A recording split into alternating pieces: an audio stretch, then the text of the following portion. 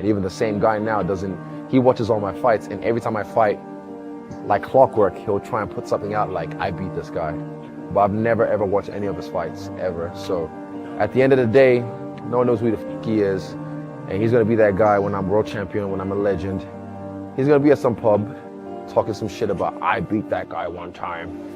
All I am is a man. I want the world in my hands. I hate the beach, but I stand in California with my toes in the sand. Use the sleeves of my sweater, let's have an adventure. Head in the clouds, but my gravity centered. Touch my neck and I'll touch yours. You and those little high-waisted shorts. Oh. Let's go, man. Nothing to really get you started off with motivation in a way in which is really going to get those juices flowing. Pause. Outside of Alex Pereira, man, you know, stoicism at its finest. Every definition exudes from what you see right in front of you. So without further ado, it's episode number two of 2000. And we're going to be reacting to Terry Joel Jr.'s video on why you don't want friends or even a partner anymore. You're going to get a reaction on that. Then we're going to do a quick reaction to an Israel Adesanya motivation video. But without further ado, I'm going to pass the mic over to my co-host, Kane, let him introduce himself, and then we're going to get right into it. You already know what it is, man. We're back here to start Smoke Game on the Ground from Hunger House. Just go at the pound and are ready for the next round. So with that being said, make sure you grab your snacks, your drinks, whatever the case may be, because we're going to jump right into it. Look at your boy, Terry.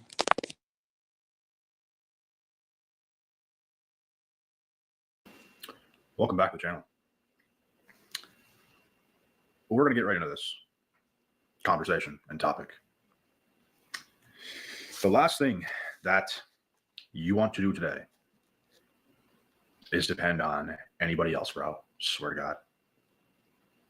The last thing you want to do is be dependent on somebody else, whether it be a partner, a friend, family, anybody. You know how shitty of a feeling it is to depend on somebody for literally anything when you can't do all that yourself? And, you know, it's something you experience a lot when you're younger because you're not just going to get rich overnight. You're not going to have your shit together overnight. But it's obviously a work in progress, but you come to see how peaceful and how great life is when you can fend for yourself in every way, shape, and form. And it's not that you don't have any friends. It's not that there's nobody in the picture. It's not that you don't have any good family or whatever the case is. You're just not dependent on it. You must live in abundance. And that's what I'm saying. You can have those things going for you in life, but you're not dependent on it. If it's to leave, it's all good. There's other things. There's more friends. There's more females. There's more males. If you're a female, there's other things. You're not so fixated and locked and codependent on one single thing. It's disastrous, especially in modern society. That's 100% facts.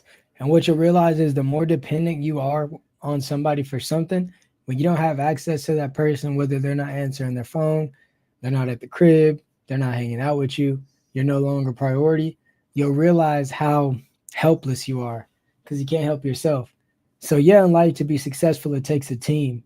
But when it comes to taking account for yourself, you have to solely make sure that you've always got your own back, because everybody else is going to make sure they have their own back.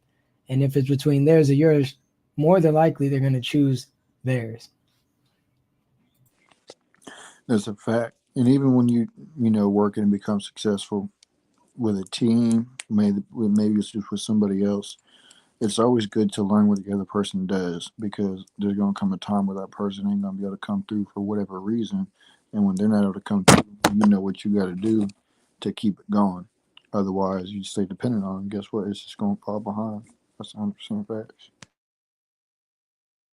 Yep. And I don't know why for a second I thought I fucking switched the video to Luca. I thought Terry Joel was Luca for a second. But no, 100% facts, bro. 100% facts. And we all know this. It's a hard lesson we have to learn. And we've all been there. You can't trust damn near nobody, bro. Like, people come and go. You're friends with someone one week and you don't talk to them for a year or 5 years or whatever. And it is what it is. It's stuff when you're young that bothers you. It's stuff when you're young. You don't want to lose certain friends. You don't want to lose that girl you're with when you're young and all this stuff. But bro, trust me, when you grow into a man, let's say, None of that stuff matters unless you Nah, literally, bro. Literally. You remember what it was like, man, even in recent years, trying to keep tabs on everybody, those who don't hit you up anymore, you're sitting over here tripping about it. Once you become like a grown man, you really live your life and you're actually doing something with your time. Obviously, you have leisure time and shit like that, but most of the time you're grinding. You really could give a fuck less about who is or who isn't even there. And it sounds fucked up to say who is or who isn't, but you start to not care anymore because you're so focused on your time and maximizing your time on this earth that you could give a fuck about anybody that's in the graveyard, and at least in terms of your life. So that's just how it goes, man. There's so many people you felt like you talked to last week. Whole time it's been 2 years. Next thing you know, 3 years. Next thing you know, 4 years. And the only thing that they are relevance of whenever you're having conversations with any real ones remaining is memories. Other than that, they're history. That's 100% facts. Man, I just forgot what I was gonna say. No, that's facts. So, also, a lot of times, when you're still trying to keep tabs on people, if you are, you shouldn't be. If you're a grown man, you should be working on building yourself up. But them people ain't even bringing no type of benefit to you, anyways. So, I mean, what are you really doing?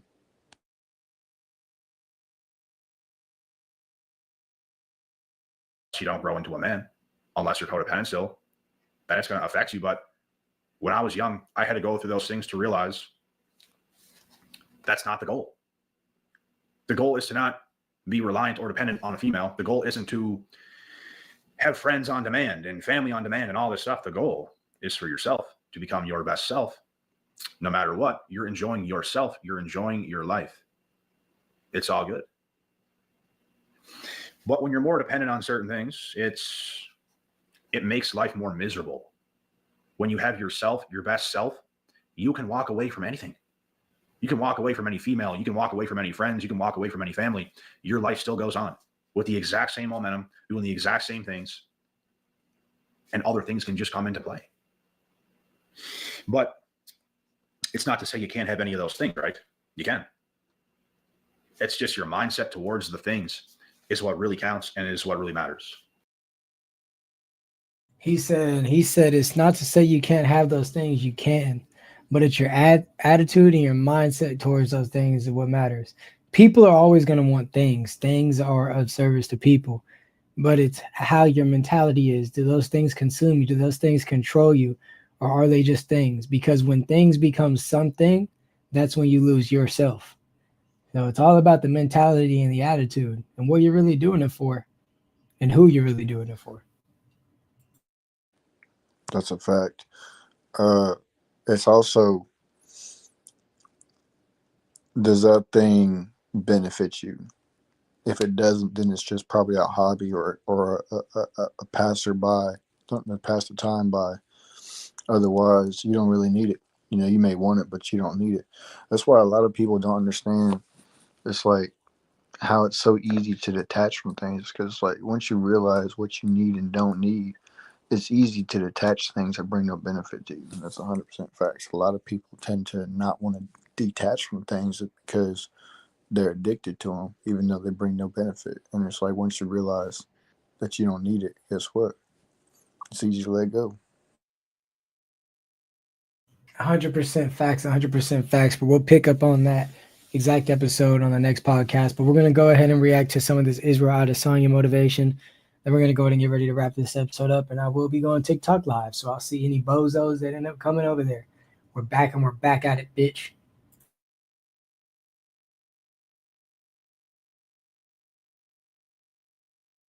How much you've realized the importance of that as you've risen to this place, to keep the day ones around you and stuff like that. I mean, you'll know this, it's lonely at the top, but it's not if you bring the right people with you, the people that came up with you, the people that, love you for you, the people that know you from before you had money, before you were famous, so I like to have them around to keep me grounded and just make sure I'm solid, because they knew me before any of this shit happened. And, it's hard because sometimes I have fallen into the trap of having people who just agree with me. Yes, man, and even my boy Chance, I'm glad I have him around, because sometimes I'm crazy. I don't always have the best ideas, and I'll have an idea. He'll be like, nah. But okay, cool. I just need someone to tell me no. But I'll put it out there. But if he's like, nah, we're not doing that. I'm like, okay, cool. Because it just helps me. But if I have people around me who's like, okay, sure, then eventually it just makes me more powerful, and I just have to think oh yeah, no, shit, I just never want. And that's not healthy, man. I don't think that's healthy for the ego. Are you happy? Right now, yes.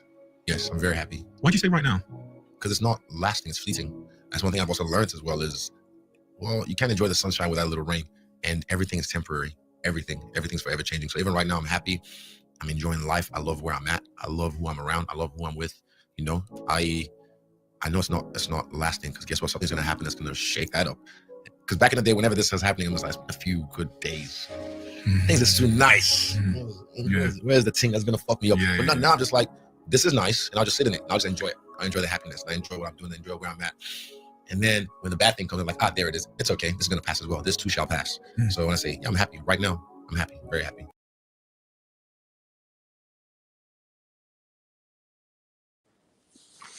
That's 100% facts, man. A lot of people, they get so focused on trying to get somewhere or trying to quote unquote be happy that they forget to be happy in where they're at in the moment. Now, being happy doesn't mean being content, being, okay, well, I got here, so I don't need to do anything more. No, you can be happy and continue working to get to where you need to be. But a lot of people are so focused on trying to get to where they need to be that they forget to enjoy where they're at, and they get burnt out and they give up. And it's like, bro, you gotta enjoy the journey. You gotta enjoy how far. You gotta look back and enjoy how far you came, so you can keep going. If you don't take a second to appreciate what you've done or who you got around you or where you're at in your life, whether it's financially or physically or whatever the case may be, you're gonna get burnt out, and you're gonna get burnt out quick.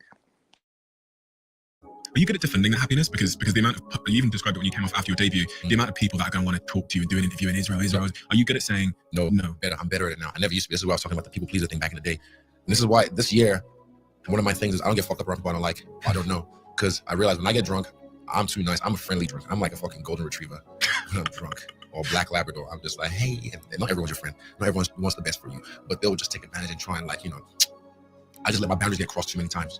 And I let people get too close, maybe then the next day I'm just like, why the fuck did I let that person, fuck, I wish I said no to that. Then I start to eat at me for the next few days.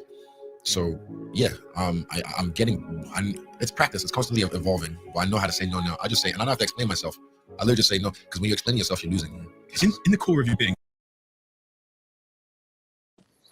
That's like what Andrew Tate said. He said, I don't have to explain myself as a man. And when you start explaining yourself, it's like trying to, I guess, sugarcoat it or whatever, or tell them the reason why you said no.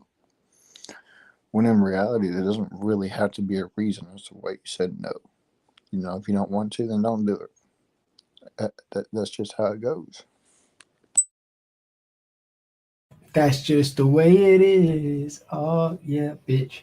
So with that being said, I'm going to go ahead and cancel that for the day. I'm going to get ready to go do these TikTok lives. So we're going to conclude this episode. Hopefully you got some game from this. If not, bitch, change the disc. But with that being said, Kane, send us on up out of here. We'll get the Alex Prayer edit played, and then I'll be heading over to TikTok live. You already know what it is, man. Make sure y'all share with your friends, your families, your mummies, your aunties, your grannies, and everybody else y'all know. We're finna get up on out of here. And even the same guy now he watches all my fights, and every time I fight, like clockwork, he'll try and put something out like, I beat this guy. But I've never ever watched any of his fights, ever. So at the end of the day, no one knows who the fuck he is. And he's gonna be that guy when I'm world champion, when I'm a legend. He's gonna be at some pub, talking some shit about, I beat that guy one time. All I am is a man. I want the world